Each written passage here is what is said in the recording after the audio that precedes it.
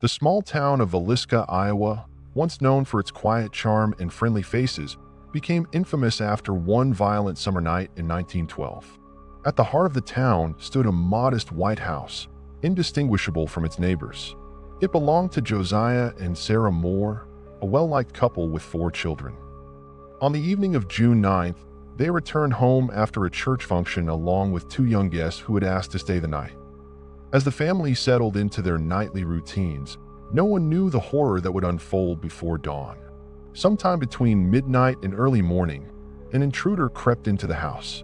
Authorities later determined the killer had been hiding in the attic, waiting for the family to fall asleep.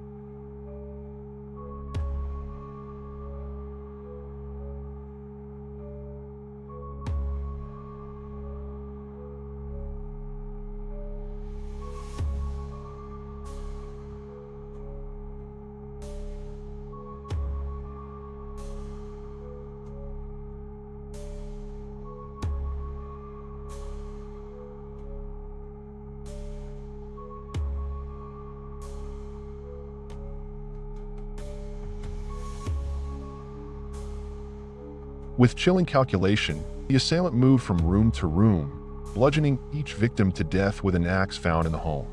The weapon belonged to Josiah, now turned against him in a crime that shook the very fabric of the community. All 8 victims were murdered in their beds. The blows were delivered with such ferocity that doctors struggled to identify some of the bodies. What makes the Villisca case even more disturbing is the way the killer seemed to linger after the murders. Mirrors were covered with cloth, windows were shut, and a plate of food was left on the kitchen table, as if the killer had taken time to mourn or perhaps celebrate. Suspicion spread like wildfire. A local minister who had confessed to the crime was institutionalized, yet many doubted his claims. Considered, but again, no hard evidence linked him to the crime. Over the years, countless theories surfaced, from jealous lovers to business rivals, but today the house remains preserved almost exactly as it was that summer. Nestled in the quiet suburb of Amityville, New York, stands a Dutch colonial home that would become the centerpiece of one of the most infamous murder cases in American history. With its symmetrical windows and distinctive gambrel roof, the house at 112 Ocean Avenue appeared idyllic. But behind its red brick facade lay a secret so gruesome, it would reverberate across decades and draw the attention of skeptics, believers, and storytellers alike. In the early hours of November 13, 1974, a 23-year-old man named Ronald DeFeo Jr. stormed into a local bar and cried out for help, claiming someone had murdered his family. When police arrived, they discovered the bodies of 6 individuals, Ronald's parents and his 4 siblings, shot execution style as they lay sleeping in their beds. There was no sign of a struggle.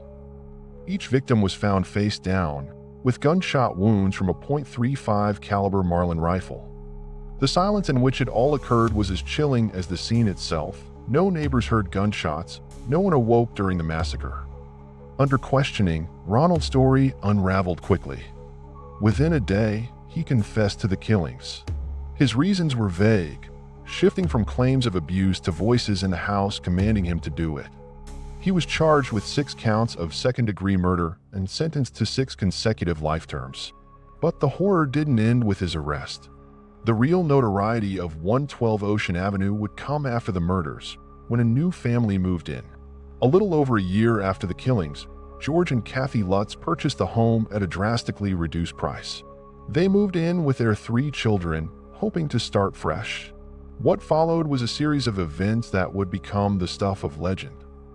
According to their account, the house turned malevolent.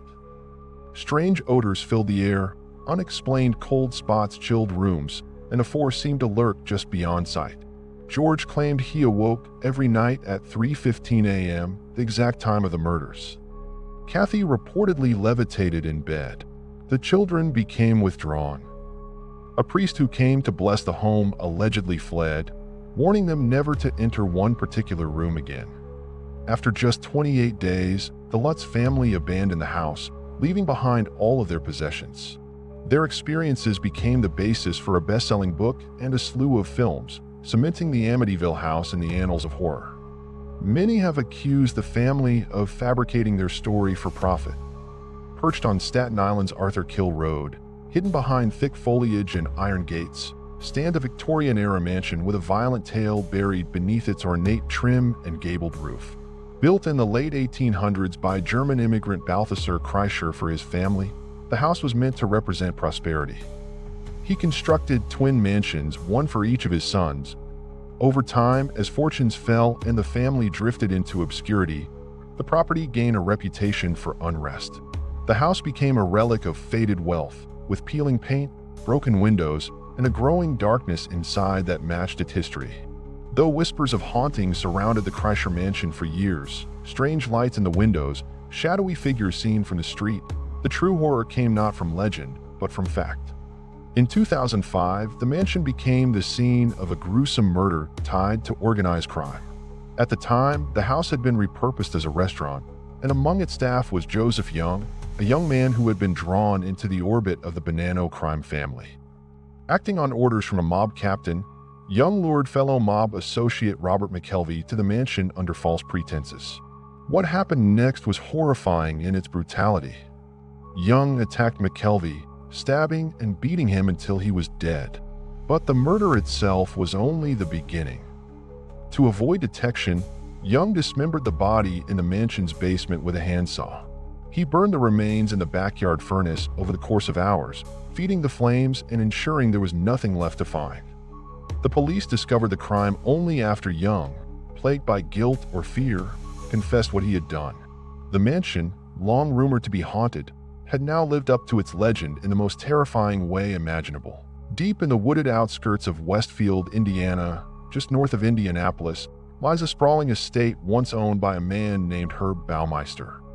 On the surface, Baumeister was a successful businessman, a family man who ran a chain of thrift stores, lived in a luxurious Tudor-style home, and appeared to be the embodiment of upper-middle-class stability.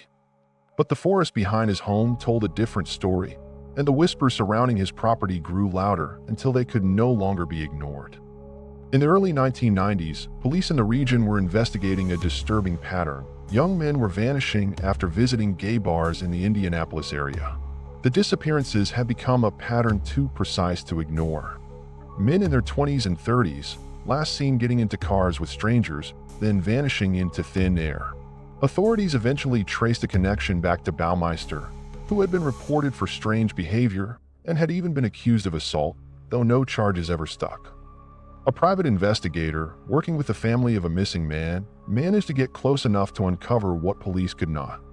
When Baumeister's wife granted investigators access to their property in 1996, while Herb was away, they uncovered a nightmare beneath the surface. Scattered across the wooded acreage behind the house were thousands of human bones. Some were burned. Others were crushed. The scale of the horror was unimaginable. Baumeister had been luring victims back to Fox Hollow Farm under the promise of sex or company, then murdering them and disposing of their bodies among the leaves and dirt just beyond his backyard. Herb fled the state before he could be arrested. Days later, his body was found in a park in Ontario, Canada. He had died by suicide, leaving behind a note that made no mention of the murders. No trial, no confession. Just bones in the woods and silence in his wake. Tucked deep into the forests of Hinsdale, New York, down a narrow stretch of road that seems to lead nowhere, sits a small white farmhouse. To most, it looks unremarkable. Age siding, a sagging porch, windows too dark for sunlight to reach. But the land it sits on has a memory. Before it was a house, it was an inn. And before it was haunted, it was a place of murder. In the 1800s, two brothers owned the property and ran it as a roadside tavern and lodging for travelers making their way through western New York. Guests would stop for a drink, maybe stay the night. Most never left. The brothers robbed them, killed them, and buried the bodies in the woods or beneath the barn.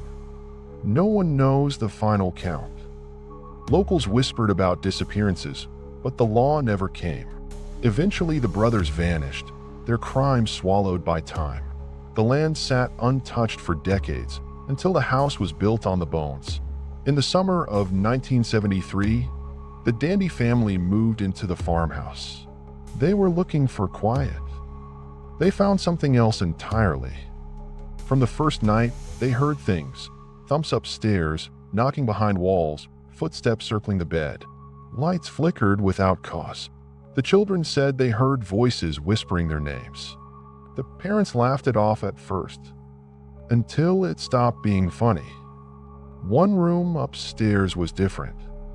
It was painted pale blue, small and unremarkable except for the way it made people feel. Heavy. Wrong. The dog wouldn't enter. Guess avoided it. Clara Dandy said it felt like something watched her from the closet.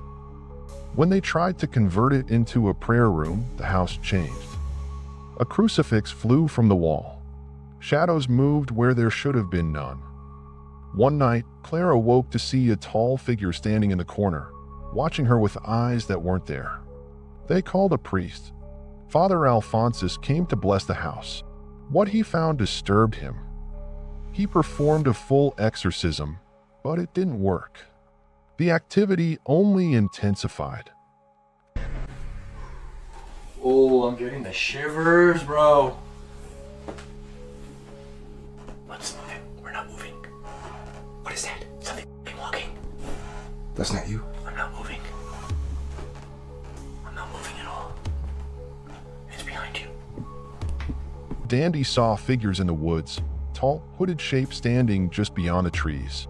The children refused to sleep alone.